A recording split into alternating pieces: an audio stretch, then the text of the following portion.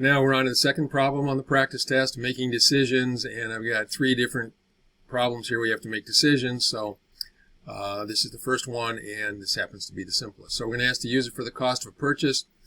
If the cost is $50 or more, then we're going to print qualifies for free shipping. And I didn't actually write that down there. Let's change this one up here to make it consistent. So free shipping. And this is what we want to prompt for. So this is 2 runs of the program. Actually, I only need the code here for 1. Okay.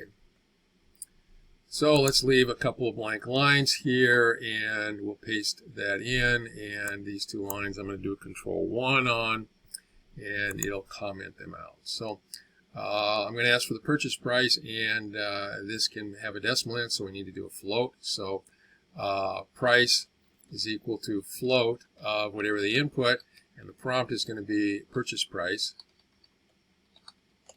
question mark space.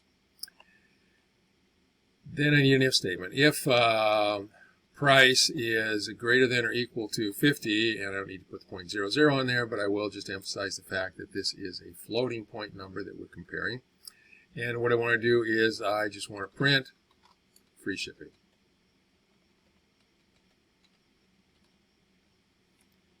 And if it's not, I don't print anything out at all. So this is an if without an else. Let's go ahead and run the program now. And we're going to have to do the hits thing. I'll just do 1 and 4. So we got a $2.50 batting average. Purchase price, I'll do exactly $50. And it says I get free shipping. Okay. I'm going to run it again. You should probably test the borderline cases. So hits here is 1.